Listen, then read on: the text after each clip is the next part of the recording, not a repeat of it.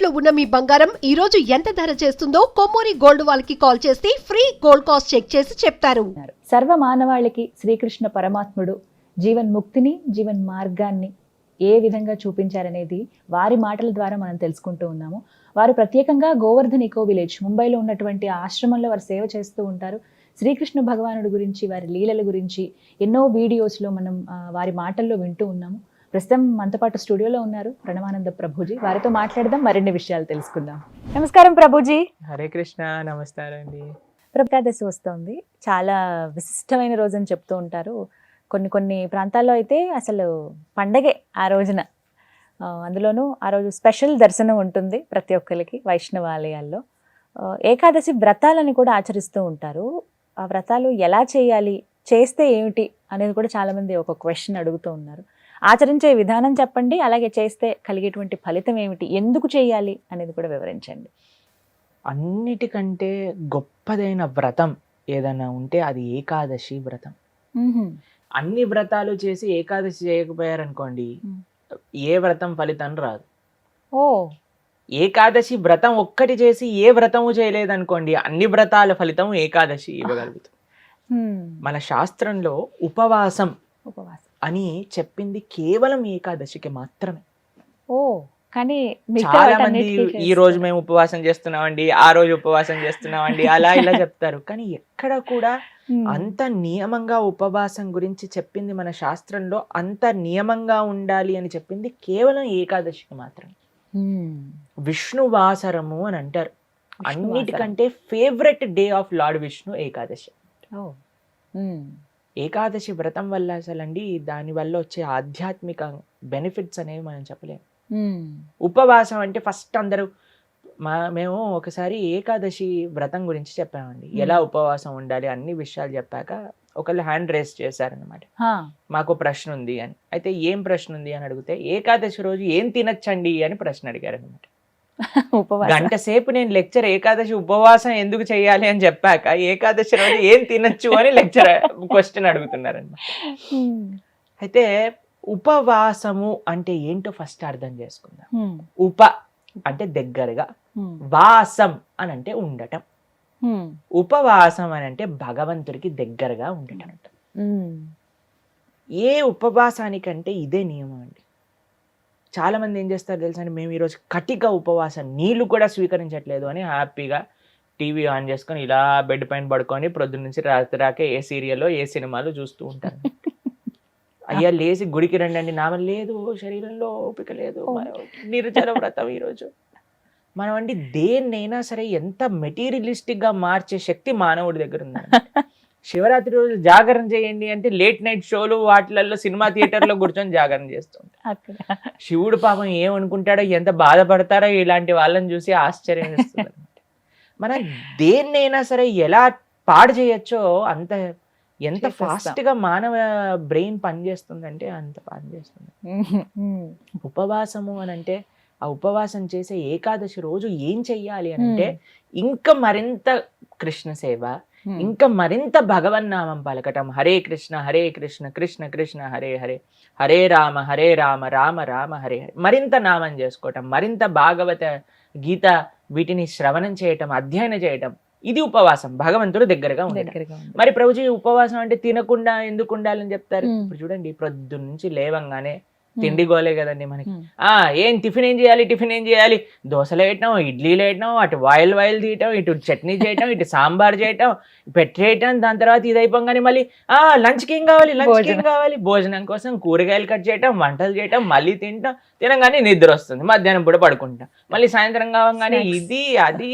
దాని తర్వాత మళ్ళీ రాత్రి డిన్నర్ ఏంటి, స్విగ్గీ, జొమాటో, అవి ఇవి, మళ్ళీ కిచెన్ క్లీన్ చేసుకోవడం, తూడ్చుకోవడం, బాసనలు తోముకోవడం, వీటిలలోనే రోజంతా పోతుంది.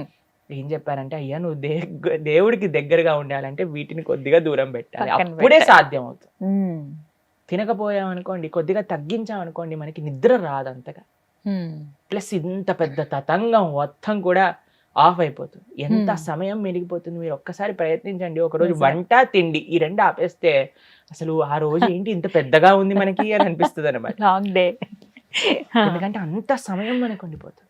కాబట్టి ఏకాదశి రోజు ఏంటి నియమం, ముఖ్య నియమం ఏంటి అని అంటే ఎంత వీలైతే అంత భక్తితో ఉండటం, భగవంతుడి యొక్క ఆరాధన చేయటం, ఆలయానికి వెళ్ళడం, వైష్ణవుల సేవ చేసుకోవటం, భగవన్నామాన్ని జపం చేయటం, గీతా భాగవతాలు శ్రవణం చేయటం, సత్సంగంలో ఉండటం, ఇది ఏకాదశి ముఖ్య నియమం. దాని తర్వాత నియమం ఏంటి అని అంటే ఆహార నియమం పాటించాలి. ఏంటి ఆహార నియమం పాటించాలి అని అంటే ధాన్యంలో ఏకాదశి రోజు పాప పురుషుడు ఉంటాడు అని చెప్తారనమాట. ధాన్యం అని అంటే రైస్, దాల్, పప్పులు, తర్వాత గోధుమలు, తర్వాత వరి, వీటన్నిటిలో అనమాట. కాబట్టి ఆ రోజు మనం వీటి నుంచి దూరంగా ఉండి మరి ఏం స్వీకరించవచ్చు, పాలు, పండ్లు. తర్వాత మీకు అవి కూడా కాదండి, మరి మాకు ఇంకా శరీరం సహకరించట్లేదు, కొంతమంది ఉంటారు కదండి, బీపీ ఉంటుంది, షుగర్ ఉంటుంది, అటువంటి వాళ్ళు ఏం చేస్తారు అని అంటే మీకు సగ్గు బియ్యం అని దొరుకుతాయి, లేదా కొర్రలు అని దొరుకుతాయి అనమాట. వాటిని ఇవన్నీ కొన్ని ఏకాదశి రోజు స్వీకరించవచ్చు అని ఎలవ్ చేసినాం అనమాట.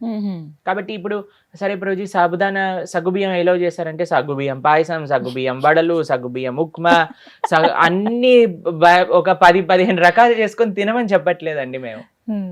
ఎవరికైతే వీలుంటుందో ఒక్క రకం చేసుకోండి, వాటిని ఆహారాన్ని స్వీకరించి శరీరం బాగుండేటట్టుగా చూసుకొని భగవంతుడి యొక్క సేవలో పెట్టుకో. కాబట్టి ఏకాదశి ప్రధాన నియమం ఏంటి అని అంటే భగవంతుడి దగ్గరగా ఉండట. అని కొంతమంది కటిక ఉపవాసం అని ఉంటారండి, నీళ్లు మాత్రమే స్వీకరిస్తారు ఆ రోజు, నీళ్లు కూడా స్వీకరించరు, దాన్ని కటిక ఉపవాసం అంటారు, నిర్జల వ్రతము అని అంటారు అనమాట. చెయ్యండి ప్రభుజీ, మేము నిర్జల చేస్తూ బ్రహ్మాండంగా ప్రొద్దు నుంచి రాత్రి దాకా జపం చేసుకునే శక్తి మా దగ్గర ఉంది అని అంటే పర్ఫెక్ట్. లేదండి మాకు ఏదన్నా లోపలికి వెళ్ళండి, మాకు బ్రెయిన్ పనిచేయదు అని అన్న వాళ్ళు పాలు స్వీకరించండి, లేదండి పండ్లు స్వీకరించండి, లేదండి సగ్గుబియ్యంతో కొద్దిగా ఉండొచ్చా. ఇందాక మీరు అన్నారు కటిక ఉపవాసం కనీసం. చాలా మంది భక్తులు ఉంటారు, చాలా మంది భక్తులు ఉంటారు, మా ఆశ్రమంలో ఎంతో మంది ఉంటారు. మరి మీ విషయం ఏంటి ప్రభుజీ, మీరు ఉండరా అని అంటే మేము మధ్యాహ్నం వరకు మాత్రం నీరు తీసుకోకుండా, ఏం ఆహారం తీసుకోకుండా ఉపవాసం. మధ్యాహ్నం వరకు మధ్యాహ్నం పూట కొద్దిగా పాలు, కొద్దిగా పండ్లు అలాంటివి స్వీకరిస్తాం అన్నమాట. అలా మేము ఏకాదశి ఉపవాసం చేయడానికి ప్రయత్నం చేస్తాం. వ్రతం, ఏకాదశి వ్రతం అంటే ఏ విధంగా? ఉపవాసమే ఆనిస్తేనే వ్రతం అంటారు. ప్రతి నెలలో 2 ఏకాదశులు వస్తాయి. అవును.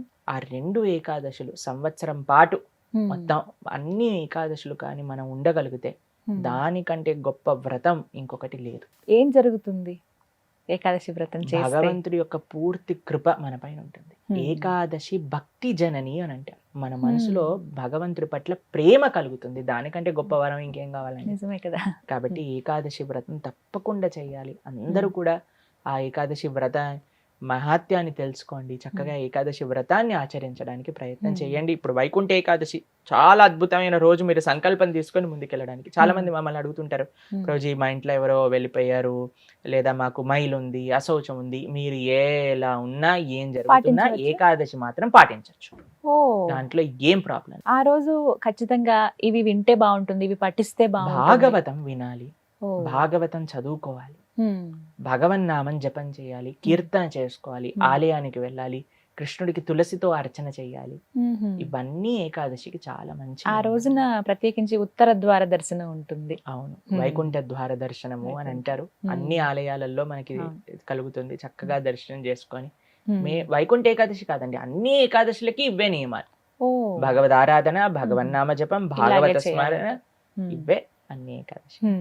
కాబట్టి తప్పకుండా ప్రతి ఒక్కళ్ళు చేయాల్సిన వ్రతం ఏకాదశి వ్రతం.